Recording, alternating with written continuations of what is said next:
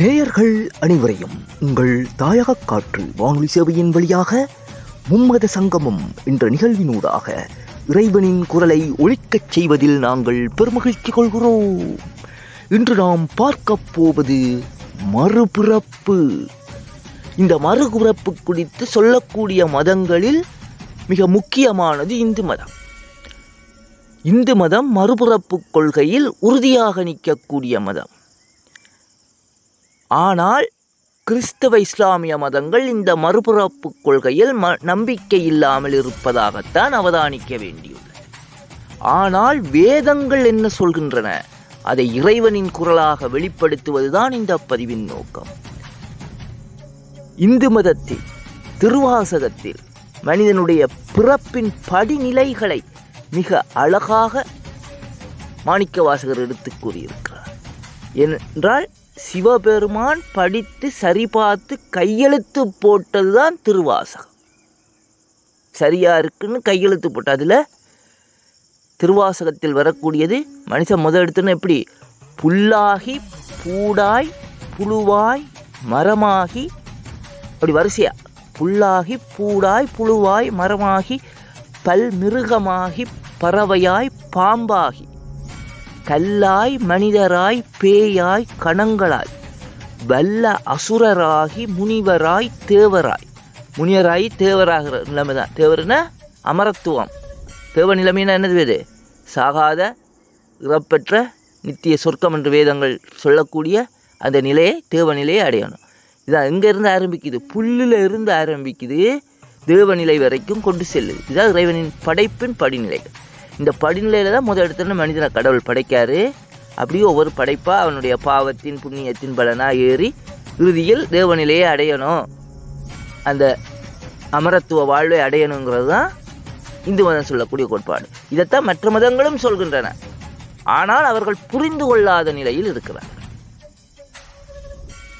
உடனே சொல்லலாம் கிறிஸ்தவத்தில் எங்கே இருக்கிறது அப்படின்னு சொல்லி. கிறிஸ்தவத்தில் இயேசு கிறிஸ்துவை பார்த்து அவருடைய சீடர்கள் கேட்கிறார்கள். இயேசு கிறிஸ்து சொல்கிறார், நான் தான் மேர்சியா, நான் தான் மீட்பர் என்று சொல்கிறாரு.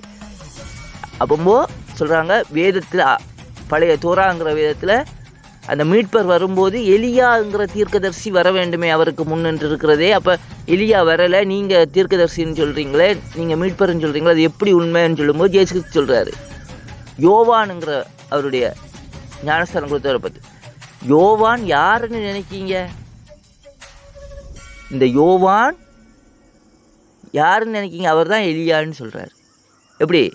எலியாவா இருந்த ஆள் வானத்துக்கு ஏறி போயிட்டாரு, மீண்டும் புறப்படுத்தி யோவானா வந்திருக்கிறாரு அப்படின்னு சொல்லி தெள்ள தெளிவாக இயேசு கிறிஸ்து சொன்ன வசனம் பைபிளில் இருக்கு. அப்போ மறுபிறப்பு உண்டா இல்லையா? சரி, இஸ்லாமில் அல்லாஹ் சொல்கிறான், திருமறை குர்ஆன்ல அல்லாஹ் சொல்கிறான், மனிதர்களை நாம் முதலில் எப்படி படைத்தோமோ அப்படி எழுப்புவோம். சொல்கிறான் எப்படி?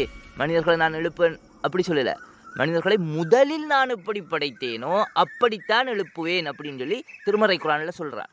அப்போ மனிதர்களை முதல்ல எப்படி படைச்சான் அப்படின்னு சொன்னால் திருமறை குர்ஆன்ல அதுக்கும் விளக்கம் இருக்குது. ஏன்னா எல்லாத்துக்கும் ஒரு முன்மாதிரியாக இருக்கிறவன் அதில் திருமறை குர்ஆன்ல கொடுத்துருக்கான்னு சொல்லி தெளிவாக வசனம் இருக்குது. அப்போ முதலில் எப்படி படைத்தான் அப்படின்னு சொன்னால் திருமறை குர்ஆன்ல அல்லாஹ் சொல்கிறான், உங்களை முதலில் தாவரங்களாக உயிர்ப்பித்தான் அப்படின்னு சொல்லி திருமறை குர்ஆன்ல இருக்கு. தாவரங்களாக உயிர்ப்பிப்பான் அப்படின்னு சொல்லி திருமறை குர்ஆன்ல அல்லாஹ் சொல்கிறான். அப்போ என்ன? ஆரம்பத்தில் நீங்கள் தாவரங்களாக மாணிக்கவாசகர் சொல்லது போல புல்லாகி பூடாய் புழுவாய் மரமாகி வரிசையாக அந்த படிநிலைகளில் பயணிக்கிறீங்க. முதல்ல புல்லாக இருந்திருக்கீங்க அப்படிங்கிறத அல்லாஹ் திருமறை குர்ஆன்ல இவ்வளோ தெளிவாக சொல்கிறான். அப்போ மறுபிறப்பு குறித்து கிறிஸ்தவமும் இஸ்லாமும் எப்படி உண்மைப்படுத்துகின்றன, இறைவனின் வசனம் எப்படி உண்மைப்படுத்துது, திருவாசகத்தை எப்படி உண்மைப்படுத்துது, இந்து மதத்தை எப்படி உண்மைப்படுத்துகிறது. புத்த மதமாகட்டும் மறுபிறப்பு கொள்கை உண்டு. எந்த மதமாக இருந்தாலும் மறுபிறப்பு என்பது உண்டு.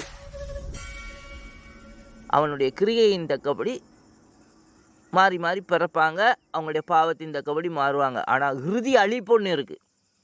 அதுக்கப்புறம் அந்த நியாய தீர்ப்பு நடந்து நித்திய நரகம் சொர்க்கத்தில் சேர்த்துருவாங்க. எப்படின்னா ஒரு பரீட்சை நடக்கணும் வைங்களேன். ஒரு ஸ்கூலில் படிக்க முதல் எடுத்தோன்னே வார பரீட்சை, மாதத்துக்கு ஒரு தடவை பரீட்சை வைப்பாங்க, மந்த்லி டெஸ்ட் அப்படின்னு.